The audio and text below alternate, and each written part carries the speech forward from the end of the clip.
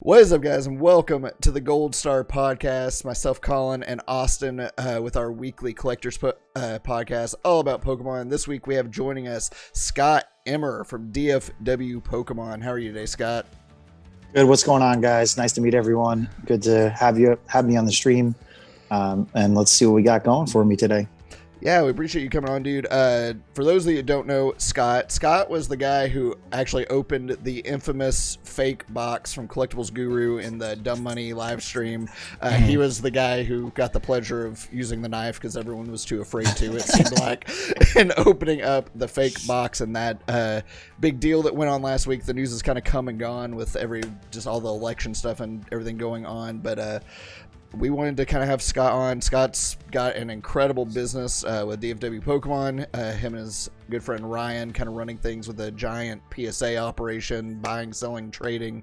They're really one of the leaders in the entire country, honestly, involving Pokemon cards and in the space. So Scott is an awesome guest for us to have on this week. So we will kind of get into a little bit about that deal and everything and what it was like being in there. But first, Scott, why don't you tell us a little bit about yourself? Like, tell us a little bit about DFW Pokemon. Tell us about, how you got started with all this and all that good stuff.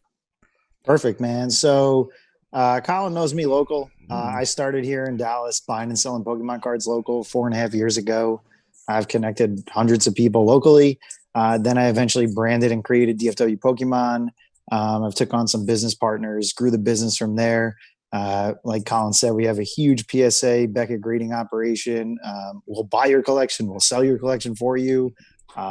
We trade. We'll do anything, right? So when it comes to Pokemon, we're pretty much all in there. And we're just here to help the community grow. And, you can find us on Instagram, Facebook, wherever you need help, just hit us up and we will definitely help you out there. Yeah. It's funny you said it. Scott is actually honestly responsible for getting me into this. Before I ever started YouTube, before I ever started growing my community and stuff like that, way back last December, so about a year ago, I found my old binder collection in my closet and stuff, and I was kind of getting into opening up newer stuff and was thinking about starting YouTube, and I was trying to sell some stuff to kind of raise some funds to get started and everything, and I posted on the Facebook Marketplace, and Scott actually randomly found me because he was buying collections off Facebook, and we met up at a sketchy Starbucks parking lot in the middle of kind of ghetto Dallas, honestly. Yeah. And literally at 9:00 at night, we met up to look at trading Pokemon cards, and Scott actually kind of started talking to me about grading and collections and stuff. And honestly, I attribute a lot of me getting as deep as I am in this hobby now a little bit to Scott, because he kind of introduced me to the whole collection world outside of just cracking packs, which is kind of what I was doing. And that honestly may be a bad thing, because now I'm in thousands and there's no turning back at this point. Started me down the dark rabbit hole. You're all in now.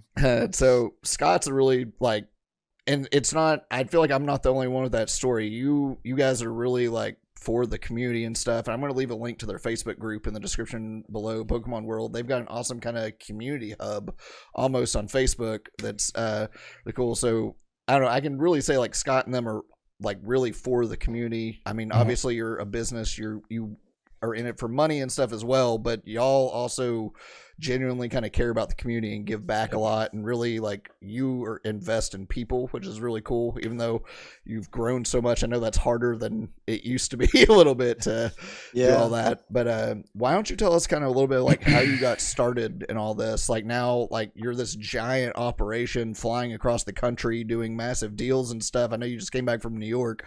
How did you get started from collecting or whatever to flying across the country doing multi-thousands and thousands of dollar deals and stuff like that? Well, I guess it really starts way back in 99, right? Because I collected as a 12-year-old kid, or 11-year-old kid, 11 and 12. And I collected complete base jungle fossil sets. And then obviously the movie came out, and that was kind of the end of my childhood collecting. You go to middle school, Pokemon wasn't cool anymore. So you just threw the binder under your bed and moved on. I think it was 2016. I read a BuzzFeed article when those were popular, and it said things kids had in the 90s that they didn't know are now worth money, and it was Pokemon cards, right? And I was like, oh my god, I own Charizard, I own Blastoise, I have all these cards, but I didn't know what Shadowless or Unlimited was. So my mom got the binder. My brother's binder was there. All the sets were complete. And we had Shadowless Charizards and Blastoids and Venusaur. And we were like, oh my God. My brother's binder was complete no symbol jungles. Like we didn't know as kids. Yeah, we didn't know that these were a thing, right? So then I was like, I wonder if anyone else knows that these are worth money. So that's when I started scouring Craigslist, Facebook Marketplace, OfferUp, all those apps, right? And I did what anyone else did. You just get good deals at garage sales and just start buying and flipping it. And then I just kept growing and growing and growing. And eventually now I took on business partners, right? Because as a solo person, you can only buy so much. Yeah. You can only get so many collections in Dallas, right? And then once I added on people to help me and get funds, then we started buying thousands of dollars in collections, not $500 binders.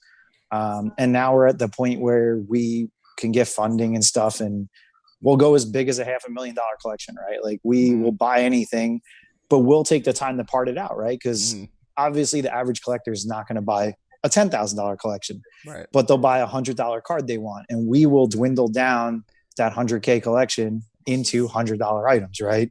To let every person have a piece of the pie. So, and then obviously the stuff I collect and my friends collect, we're going to pull out of there.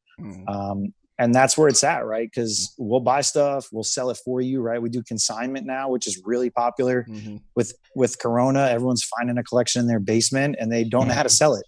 So they'll just box it up, mail it to us, and we'll sell it for them because we have the reputation and we have all the clientele, right? Like you guys are customers, people in the group are customers. Those people would never get in contact with you. They don't know where to, right? So by them sending us their collection, we can sell it for them and then they get top dollar without getting scammed and things of that nature. So that's where we're at now, is just helping everyone and grow the business as we can. But as you hear, we probably don't talk about the business much, right? Like that's never something in conversation for us. We just do that in the background, but we just want to make it fun, right? Like you've probably seen in the group, like one of our partners and admins is going to pay for everyone in the group that comes to Texas to go to Six Flags at the end of November if the group hits 10,000 members, which we're at 8.4K. We're probably going to hit 10K by the end of the month. And we're going to pick a day and a weekend, and he'll pay for everyone's entry fee into Six Flags that comes from the group. Whether you're local, out of state, doesn't matter. So I think that's kind of like what you're saying, give back to the community. These are just random things we're doing to just because Pokemon's fun, right? Right. So, and that's one of the cool things too with our Discord group that we have. Normally when new collectors come in and they're asking you like, where do we go? Where else do we go from here? The Pokemon World Facebook group is definitely one of those places we go, especially I can't tell you how many people I've sent to get cards because it's like I said, you are, if not one of the best, like go-to people as far as grading information, like anything you want Pokemon related, like that group is definitely a good place to start. And that's normally where we send all of our beginner collectors, even people that have been in and have never heard of. We've had people that come in and say, hey, I have all these cards, but I didn't know you could grade them. We send them your direction because that's a new thing that some people don't even know that you could do. They just thought, I collect cards. I don't know what to do with them from there, but I want to get more value out of them. So it's a good place to go. Definitely. And today's market is that way, right? No one knows how to grade, right? Most of my customers are first-time graders. To be honest with you, I'm not the guy that's getting 5,000 card repeat customers. I'm getting the guys that are like, hey, I never graded a card ever, right? I'm that stepping stone of getting them into it and getting them hooked on a PSA or Beckett case, right? Because once you grade your first card, you never stop. You really don't. I am a living example of that with you. You hooked me. I mean, pretty sure that's all you see in my background is PSA cards, Beckett cards, stuff like that. So it's definitely like you said. Once you finally get that first graded card back, I don't think people go a different direction. They're always wanting to get more cards graded. Yeah, and especially for resale, right? Like if there's cards in your collection you want to sell, it's not that in the picture it's near mint, doesn't look near mint when I received it. It's a PSA 7. Right. I mean, you know what you're buying. It is. Yeah. Now, in case, like, to give an idea to some people, like maybe you are new, like, or you know a little bit about the grading scene. Last time I talked to you, the only person in the country submitting more cards to PSA than you was Ludkin's Collectibles. Is that so? Is it Charlie still the only one that's above you at this point, or are you closing in on him?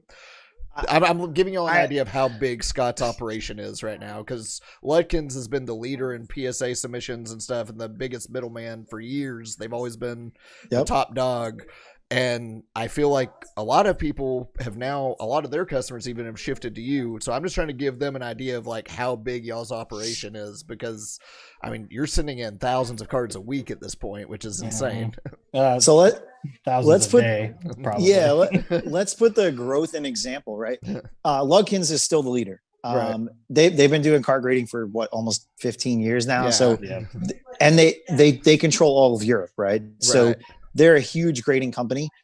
There's a couple domestic companies that are big at grading, but they're mostly sports. And sports guys are submitting 10 to 1 on Pokemon. I mean, if I submit 10,000, they're submitting 100,000. But in perspective of Pokemon growth, a year ago, I was maybe submitting 500 cards a month. As of this last week, I'm submitting about 3,500 per week. Yeah, that's insane. So in a year, I went from 500 a month to almost hitting 10,000 a month now. So yes, it's not just me packaging every card. There's people here helping me, but that's kind of the growth in the Pokemon community. I was doing 500 cards a month to just broke 10,000 last month was the record. And like I said, we got over 2,000 cards in last week. I'm already at another 1,500 came in this week. Like, card grading is not slowing down. So for the new collector, the experienced collector, it is not stopping. Nope. And obviously PSA knows that, because I think an email went out at the time of this recording on PSA sent out an email today where they just got a new building. So they're expanding, they're hiring more people. Hopefully it speeds it up, but we all know, as people in the grading community, saying that for months, it's probably not going to speed it up. It may a little, but for someone like you that sends thousands and thousands of cards, I mean, it's got to be good news, but then hopefully they start to speed up a little bit. But obviously with the state of the world too, I mean, who knows? Yeah, I mean, they've hired now 90 people since May 1st. I mean, obviously any of us have started a new job, right? What is your ramp up time? 3 months to learn your new role? Right. Yeah. So the people who got hired in May are just now at the point where they can fully do their job, right? And it depends what their role is. If they're getting hired as a grader, I bet you that takes 6 months, right? Or more. There's a lot to learn. So, I mean, it's not going to be a thing that changes overnight, but I bet you over the next 6 months, we're going to start seeing more and more cards come back. Which I respect them taking a little bit of time, because no offense, if I send in, some base set Charizards, I don't want a guy that was hired today grading it. I want them to know what they're doing so that I get the best out of the grade. Yeah, and every card goes through 2 graders. So maybe I'm the junior guy. I get the first round, and then they send the card to the master grader second, right? And he reviews your work. So I mean, PSA does put every card through 2 people, so you do have that in there as well as a security blanket. Man, that's really funny, because I've got some off-center cards that are tense. So obviously, like, the market has been absolutely insane lately. It's been well documented about how just this giant boom we've had in the Pokemon, especially in the last 3 months. It's been crazy all year, but the last 3 months, and then the Logan Paul stuff and all that, we've just seen a boom, especially in vintage.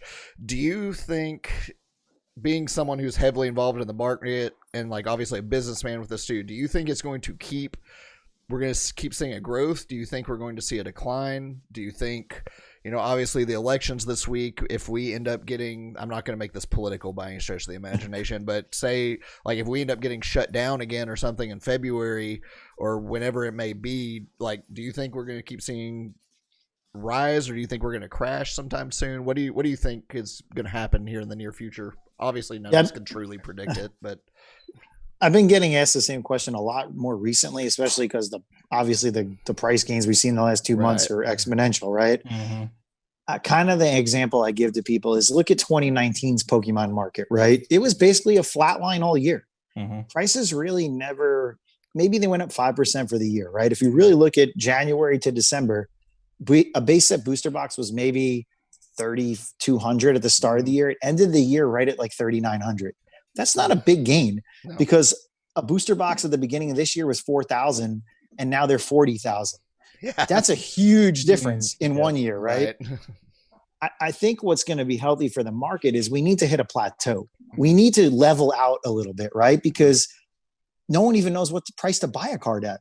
Yep. Because tomorrow it's $5,000 more than it was today. Yeah. So we kind of need that flat line so we can be like, all right, a PSA 9 Charizard is $5,000. Like that's the market price.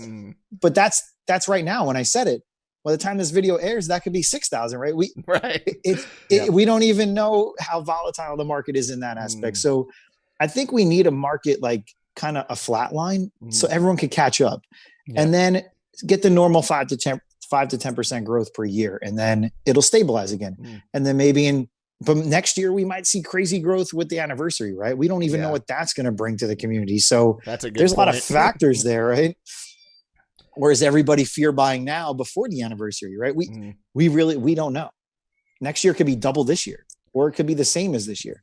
So it's funny you said. I feel like Hidden Fates was kind of that set in 2019 that brought a lot of people back a little bit that maybe had dabbled in it here and there. Then they saw like Hidden Fates kind of was the big set that brought a lot of people back, and now they're releasing basically Hidden Fates 2.0 for the anniversary. That's been all confirmed and stuff, so it will be interesting to see what I mean. We may have another Champions Pass situation where you can't buy anything or find any product to save your life, but it'll be interesting to see kind of what the anniversary, like you said, does, if it just leads to another boom or not.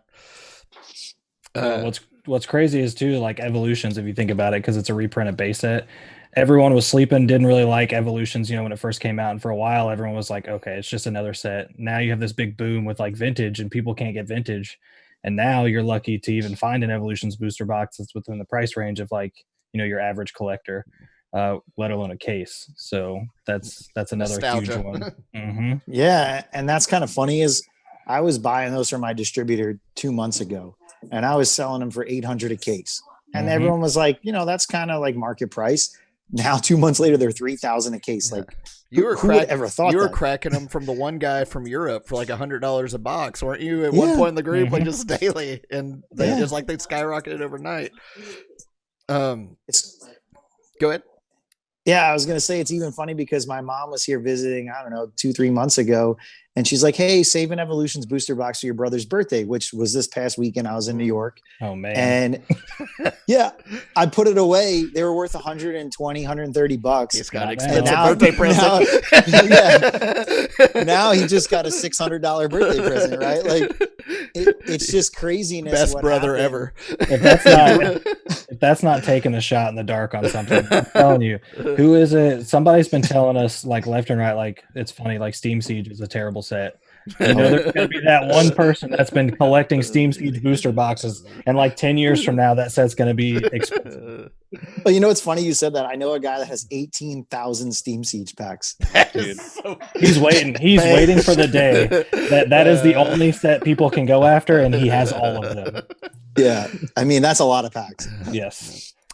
So let's go ahead and get into a little bit. Like I said, I didn't want to harp on it. I know you've been talking about it a ton. We mentioned at the beginning of this, Scott was the guy with the dumb money deal who got to open the box. Scott was invited in along with Leonhardt to be an expert, and basically your job was essentially to verify that the box was legit and that the dumb money people were not getting scammed and all that kind of good stuff.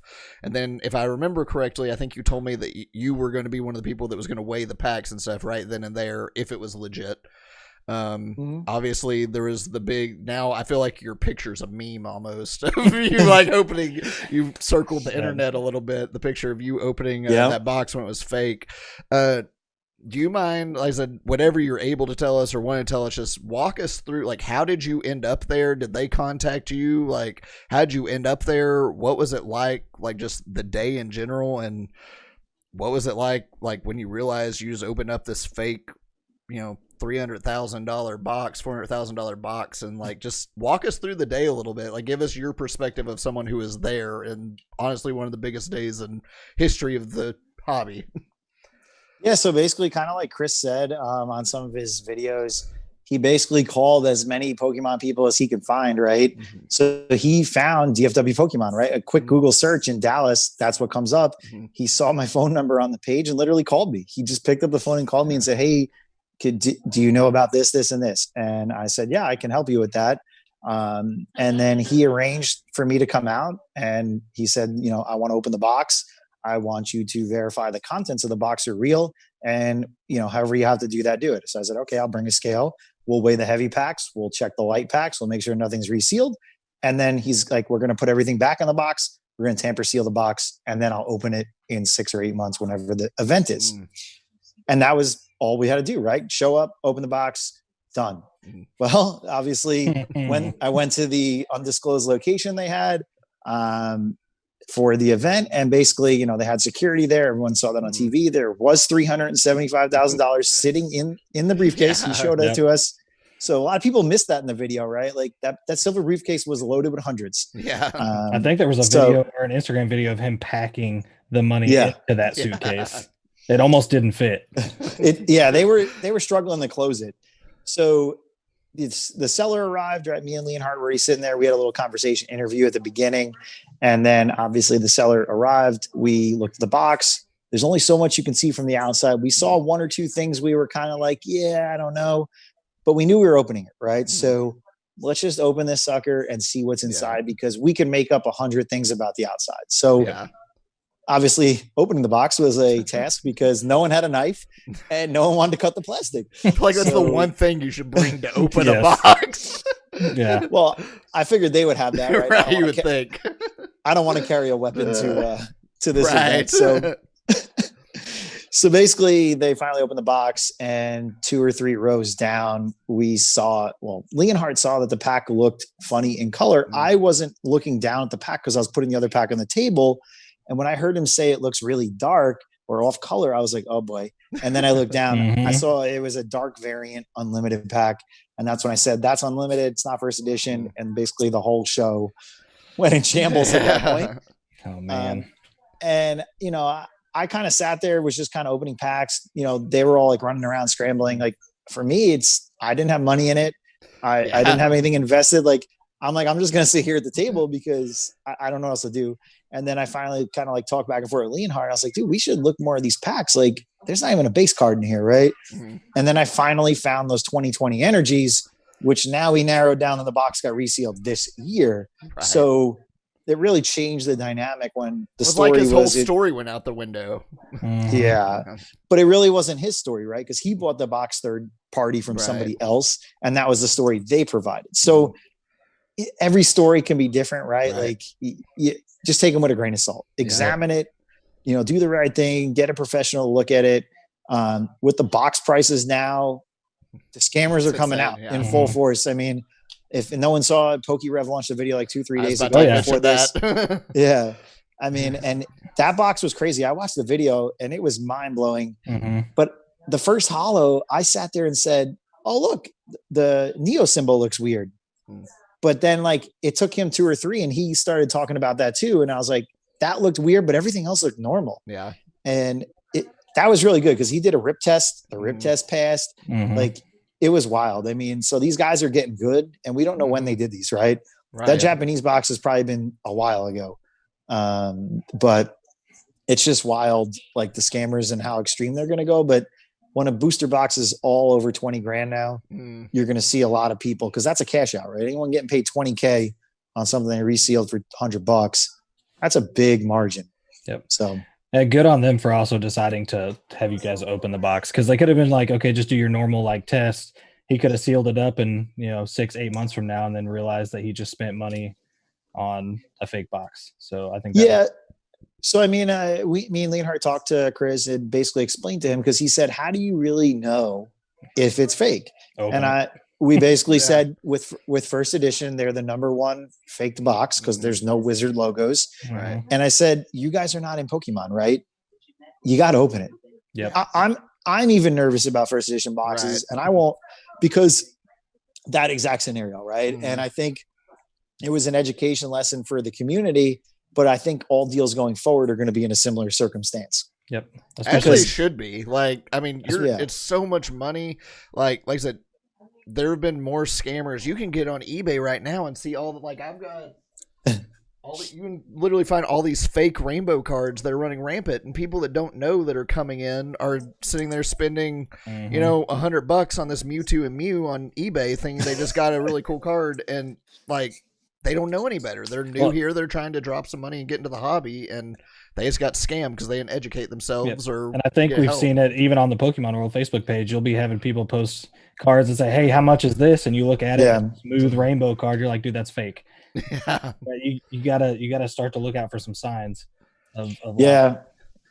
And we've been filtering through those posts. I mean, they're coming up every day, right? But some people have a binder from 20 years ago with fakes and don't even know it. Right. I mean, I think I probably every 4 out of 10 binders I ever bought, there's 2 or 3 fake cards in there. And I don't hold that against people because we were all little kids. They don't know. Yeah. Yeah. I mean, and I'll explain to them and show them why it's fake, or I'll compare it to the real one. Like I remember distinctly there was a Kangaskhan, jungle Kangaskhan, and I saw it was fake. I told the guy it was fake. He kind of didn't believe me, but 3 pages later in this binder, he had a real one. So I just put them next to each other and I said, "Hey man, this is how you could tell." And he's like, "Wow, that's so obvious." But he's like, "I would have never known," because he's like, "I had these as a kid when I was 8 years old." So, I mean, some of it's legit, right? Like it's, you just had fake cards as a kid, but the booster box game, those are professionals. Like they are out there to get us. Like they are taking advantage of the market. Yeah. And I mean, I feel like it's only going to get worse with the amount of exposure the hobby's getting and stuff now. It's becoming a lot more mainstream again. It's almost like it's 1999 again. Like, honestly, we're at an all-time high with the cards. You have Logic. You have this dumb money thing. You have Logan Paul. You have, like, all these people that are, like, getting really big into the mainstream area with Pokemon now. And it's so it's like it almost feels like Pokemon Go in 2016. Like, that kind of brought a lot of people in. It's almost like the same thing, only with cards this time instead of the video games. The celebrity buy-in is really exploding, right? Because people that watch Logan Paul's videos probably never would have thought Pokemon was cool, right? They probably would have made fun of it. But now that he made it cool, everyone's got to get in, right? Well, you had like Mr. Beast in that break too and stuff. Like he even said, "I have nothing to do with Pokemon. I just feel like I need to do this."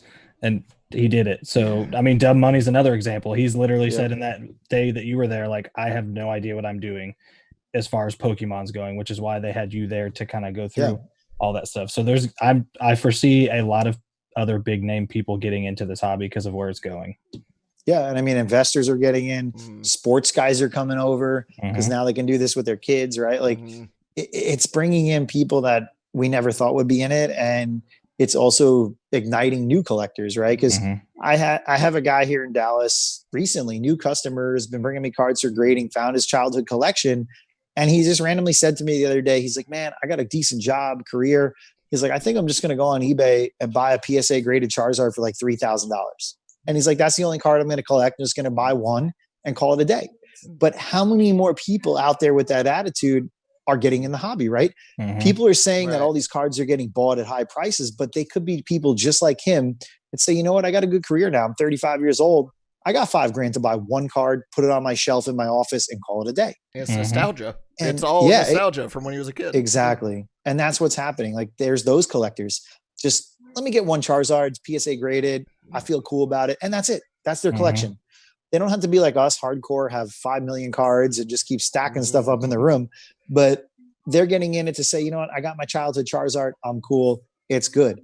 And I think that's what's driving prices is they're just getting in. They're going on eBay, buying the one card they want and calling it a day. And they don't care what the price is because they have a job to afford it. Right? Well, and what's crazy too, it's almost like gas prices, right? People complain about the prices and they wonder why prices keep going up, yet they turn around, complain about it, and then we'll just buy it.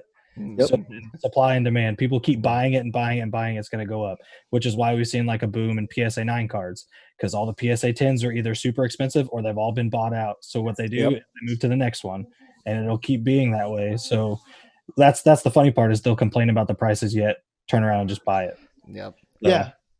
And I came from the sports card market before Pokemon, which a lot of people don't know is my history.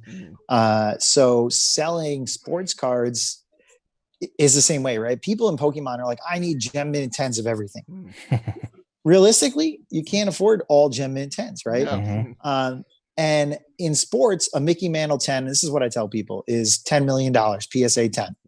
A Mickey Mantle rookie card, PSA 1, is $20,000. That's still your dream card. Right. And it's still in the worst condition. It's still $20,000. Like, think of Charizard as nowhere near that level, right? A PSA 10 is only $225,000. We're not even close to the sports card market in terms of pricing. So for me, I'm not scared about the numbers because it's not even saturated like sports. It's not even at the levels of sports. Like we have 10 times the amount to go at this point in the game.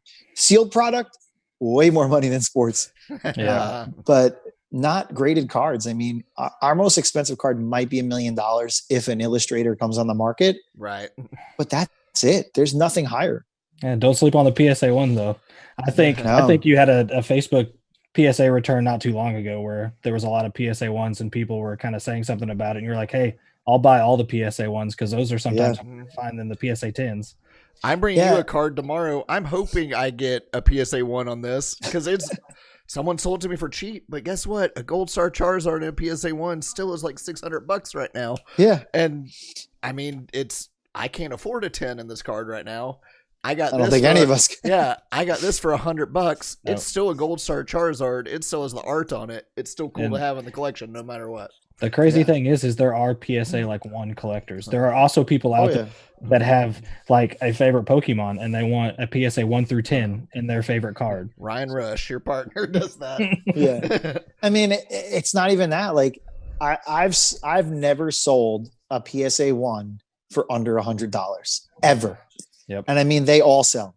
So when people make fun of me for grading lower end cards, I'm paying $10, $12 to grade it and I'm selling it for $100. Yep. And you're buying that beat up card for what, $3, $4? Like people are giving those away. Right. Yep. So, I mean, you're making an $80 profit on a $10 card. So I'll keep doing it. I mean, I've probably graded over 100 PSA 1s, probably another 200-300 2s and 3s. And almost every time I get them back, it's pop one, pop one, pop one. I'm like, no one else grades these. That's cool. And they sell. I mean, people buy them. They want them. Yep. Especially when you can look at them and say, hey, this is the only one. This is literally the only one in a slab. Literally. So we've talked a lot about the market and kind of stuff like that. I know the answer to this question because I've talked to you. We're friends and stuff. But will you share a little bit with the group? What do you collect and what does your collection look like? I've seen a small piece of your collection being at your house and in videos and stuff, but this man has one of the most insane collections that he never talks about. So I want to see if we can get you to talk about just a little bit about what you collect and stuff. So I obviously collect Charizard like everyone else, but I also collect Blastoise and Venusaur, which I probably don't talk about those two as much as I talk about Charizard. I think it's the sheer volume is what shocks people. So I'm going to get you to send me the picture that you had, the bulk slab picture that you put on Facebook the other day. I want to throw that up on this video when I'm editing. So remind me to send that to you after this. Okay. So basically I got to the point when I first got into Pokemon and I was already doing PSA grading for sports cards. And I was like, man, like sports, lower grade cards are going to go up in value. What are the holy grails of Pokemon? Blastoise, Charizard, and Venusaur. Yep. So I said to myself, I need to distinguish what to get graded and what to resell. So I said every Wizards of the Coast big 3 is going to go to PSA, any condition. And even if they're non-holo, I sent every Charizard, Blastoise, Venusaur I've ever touched to PSA as I get them, right? Couple here, couple there. I've now have over 500 of each Charizard, Blastoise, and Venusaur in PSA slabs. Every single one of them is PSA slabbed. I have a few Beckett slabs, not that I've submitted. I've just bought collections and they happen to be in there. And it's part of my MO that I can't sell them. So they go in the collection. There is only one Charizard I've ever bought at market at an auction graded ever. Every Charizard I've acquired in a collection purchase. I've never bought a Charizard off eBay. I've never bought from somebody at retail. I've bought everything in a collection purchase. I've graded them all myself. And there's only one I bought at auction, and that's the Beckett 10 pristine first edition Blaine's Charizard. That's the only one I've ever bought at market, and there's only 2 in the world. Gary owns the other one, and I have the second one. It's a pretty cool claim right there. Yeah. Good company. Because I remember when I first messaged him about it, and he says, yeah, there's only one. I have it. I said, well, then how come I have this one? Boom. And he basically said, wow, I didn't even know there was another one graded. And he didn't, right? Because it was so recent. It happened in May. And I messaged him about it first to say, hey, this exists. And he thought it was pretty cool because he owns there's now a third, if no one knows, first edition or Beckett 10 base set. Yep. And he owned the original first two, and now there's a third one in the market. So he'll probably go after it, I assume.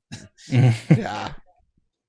So I've seen a little bit of just the sheer volume, and if you see Scott's slabs just like out on a table, it's one of the most insane sights you've ever seen. I'll preface this just like Leonhardt and all them, his stuff isn't at his house all the time. It's off, so don't go searching for Scott. You're not going to find anything, I promise.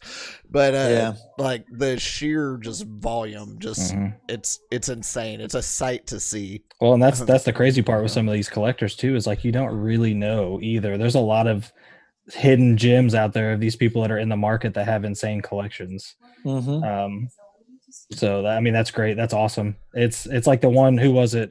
He was in Unlisted Leafs video not too long ago, but he's a Venusaur collector. Yep. I watched that video. A ridiculous amount of Venusaur stuff. So there's some crazy oddball collections out there, but to each their own. That's crazy.